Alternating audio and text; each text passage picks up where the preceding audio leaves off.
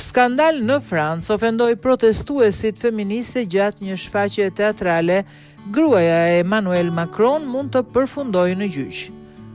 Brigitte Macron, gruaja e presidentit francez Emmanuel Macron, po ashtu edhe zonja e parë Francës, po përballet me një padi ligjore nga disa organizata përfshirë grupe të drejtave të grave. Gruaja e Macron po paditet pasi u filmua duke përdorur fyerje seksiste për protestuesit feminist gjatë një shfaqje teatrale në Paris.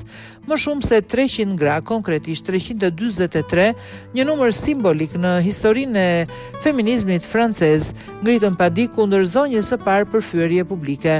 Në një video filmuar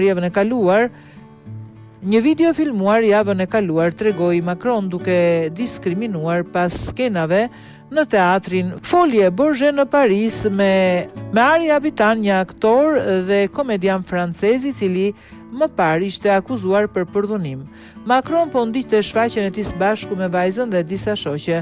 Aktivistet feministe kishin ndërprer shfaqjen duke broritur Habitant përdhunues.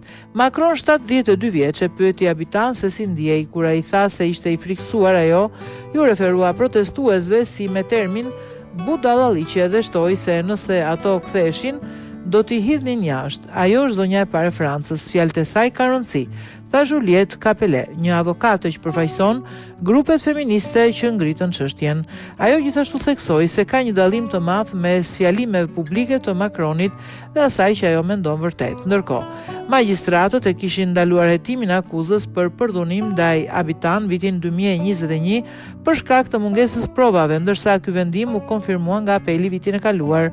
Grupi feminist No Stoutes, i cili mori pjesë në teatr, tha se aktivistët e tij kishin ndërprer shfaqjen e Habitant për të protestuar kundër kulturës së pandëshkrueshmërisë rreth dhunës seksuale në Francë.